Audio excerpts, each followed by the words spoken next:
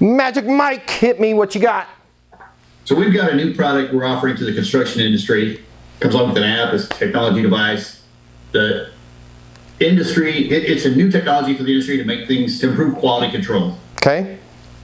Customers don't know about us and don't realize they have a need.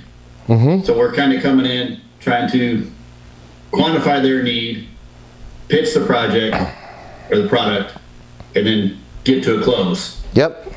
And just find a lot of resistance. Okay. You need wisdom for helping show them that they have a need in the market, I guess. Yes. You came to the right place, Mike. So who are we talking to? GCs? What are we talking to? Big construction companies? Give me just, in your target zone, who you're talking to. We've designed the product to be marketable at multiple levels in the construction. So it can go to developer, GC, contractor, and the third-party testing lab. Okay. And real quick, high level, what's the problem that you solve? Quality and time. When you say quality, can you give me a specific example? There's low quality in the measurement process, there's low quality in the documentation process, and there's poor quality in the communication process of this quality control procedure. Okay, let's take measurement. That creates issues, but they don't recognize that there are issues with those. Okay, for the sake of coaching and for the sake of time, but the principles that I'm going to show you is the same. Let's just take measurement for an example, and I'm gonna pull something out of thin air here. You tell me if I'm in the zip code of what we're talking about. With measurement, if I don't measure properly, I'm not going to get the right materials ordered, okay? Or worse, the fitment's not going to be correct on the job. I'm not going to find out about that till an inspector goes, and now all of a sudden, worst case, maybe I'm not even getting a CO or whatever it is, and now I got to pull stuff out, right? So is that kind of along the lines where we got to have the quality with the measurement, or am I way off base? Close, but this is the quality of the structural members inside the foundation. Okay. And not so much for measuring as far as supply, it's the measuring for the quality control in the structural approval. Got it. Okay, so quality control and the structural approval. If that's bad, what happens? Just one sentence, what happens? Building falls down.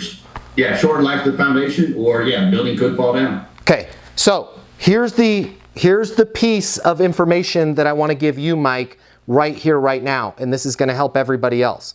We talked about this, but it was a while ago. The last time we talked about this was a while ago. I'm a black belt in jiu-jitsu. I love me some MMA and some jiu-jitsu.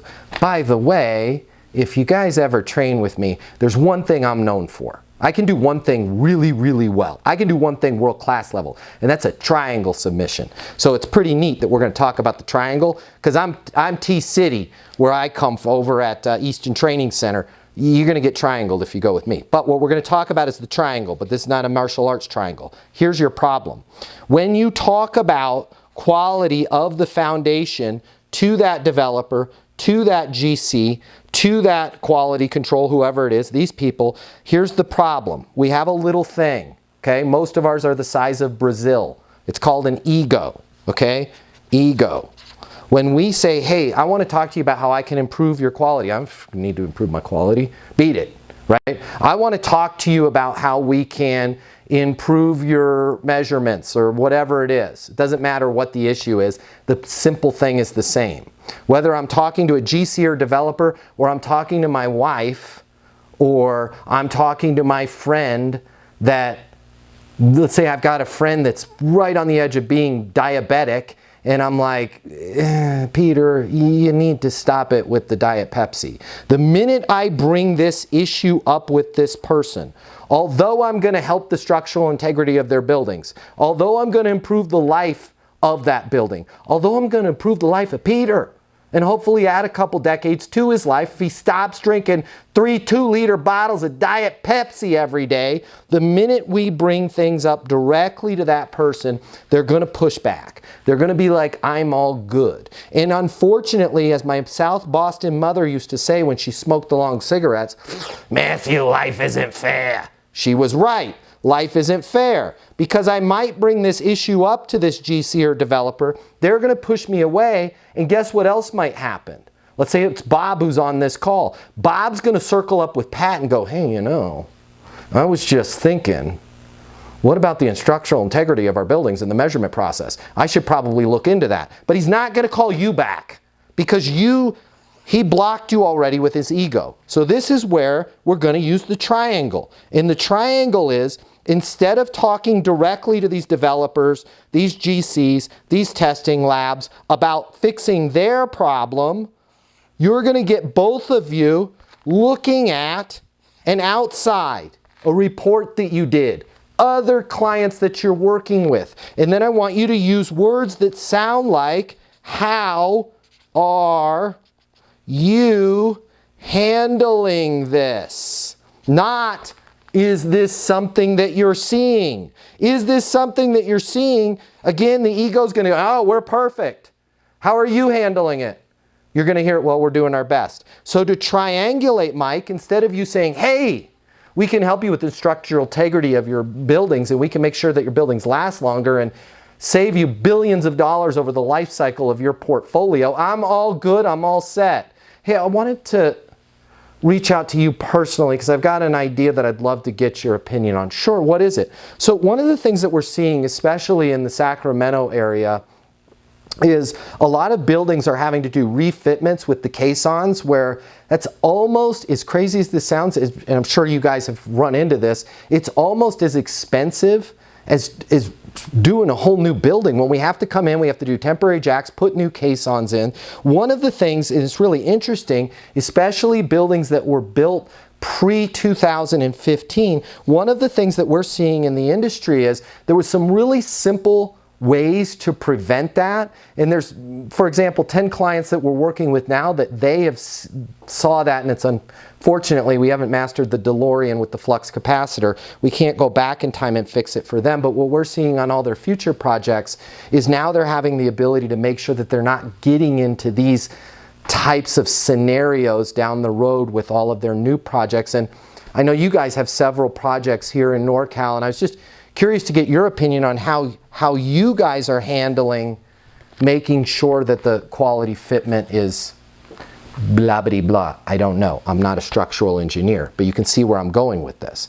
Well, it's interesting you say that because I was just going to have a meeting with Pat about that this week. That is something that's on our radar screen. I'm not saying we're doing anything wrong right now, but it's definitely something that we're looking at. When you say it's something that you're looking at, can you give me a specific example? Is there anything with, any of your current projects that have, had red flags come up or worse right now? Yeah, we have had a couple projects go bad. With that research that you were telling, is there any way you can send me over something? Because I do, again, I got to run right now, but I do have a meeting with Pat, our CEO, here in a little bit. Can you send me something? Yeah, absolutely, 100%. I'd love to send you something. What specifically were you looking for in that document? Well, I would like to see if you guys have a spreadsheet of the ratios with it, because I'm sure what you're doing is expensive, where that payoff is. When you say payoff, can you give me a specific example? Yes, I can. Because we worked with companies that were like yours in the past. We paid a bunch of money up front, and we never saw an ROI on that. Now, so what you're saying is they took money up front? Yes. So it sounds like the real issue is you'd like a partner to help you with the project, but you don't want to be sinking a bunch of capital in. Yeah, it's exactly what's going on. That's what Pat and I were talking about. I don't want to name names. I have a feeling I know who you worked with before. That's one of the reasons why a lot of companies come to us. Instead of that chart, would it help if I sent you over just high level how we're structured a little bit differently in terms of the capital that you're going to have to lay out up front? Yeah, that's exactly what we're looking for. Cool. I know you got to meet with Pat. I'm going to have that over to you. Give me about 10 minutes. I'm going to write up kind of a one-page review of our discussion. I'll cover your current situation, the capabilities that you're looking for, and I'll propose some next steps in terms of us moving forward. I'll get that over to your email, mike@mike.com, here in about 12 minutes. And I'll shoot you a text after I hit send just to make sure you got it, just in case it's getting in your spam. And then, Mike, what's a good next step for me in terms of getting back with you? Well, I'm meeting with Pat today. Yeah, I mean, I'll just get back to you. Perfect, Mike. Sounds great. How about you're going to meet with Pat today? You're going to get back to me. I'll put my mobile on the email, and then today's Thursday. I'll call you tomorrow, Friday, 4:30 p.m. if I haven't heard from you before then. Fair enough? Yeah, that works for me. And then you're going to go into your power email, which we can either talk about later or on another session, where you're going to break down the current situation, capabilities needed, next steps. My point to all of this is, without the triangle, my favorite submission in jiu-jitsu, you're never going to have this level of conversation unless they have buildings falling down around them right now and are like, good God, we need to fix this, right? Anybody else, their ego is not going to allow them to have the conversation. But if I simply use the triangle, like, and by the way, I don't have a friend Peter, I made that up. Because I do have a friend Peter, and he doesn't drink that much Diet Pepsi or Coke or whatever. No disrespect to Coca-Cola Corporation. But if I sit Peter down and go, hey Peter, you're drinking 3 liters of Diet Pepsi a day, you're going to kill yourself. He's going to go, shut up. But if I go, hey Peter, I wanted to talk to you because, you know, did you hear about Kim's father? What happened with Kim's dad? I love Kim's dad. He passed away. What's going on? Man, it turns out, you know, it was just little things with his weight. And I don't know if you've talked to Kim recently. She could really use your support, but he rapidly went. I mean, you saw Kim's dad. He was great. He's a bigger guy, right? But he rapidly, all of a sudden, type 1 diabetic. He wasn't following up on that regimen.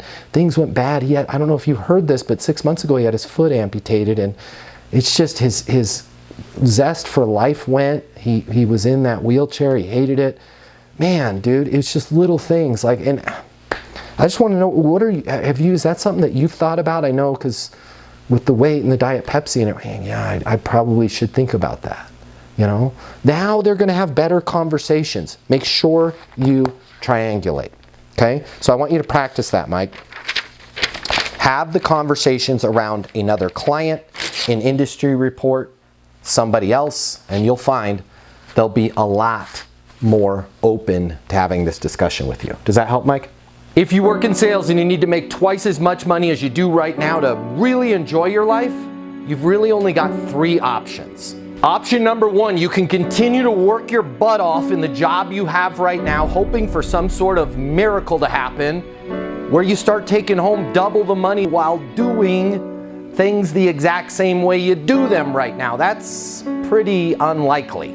Or option number 2, you can look for another job at a totally different company, hoping you're going to catch some sort of once-in-a-lifetime wave where sales just seem to flow your way. All right, again, highly unlikely, and we both know waves in sales, well, they don't last very long. Or option number 3, you can click the button here and get instant access to a simple, straightforward sales process that will help you take home twice as much money as you do right now while putting in far less effort than you do today. My name's Matt Easton. I'm the founder of Easton University, the most effective sales coaching system in the world. If you click the button, you're going to see how our interactive sales coaching portal and weekly live coaching sessions with me will help you double your income within 60 days.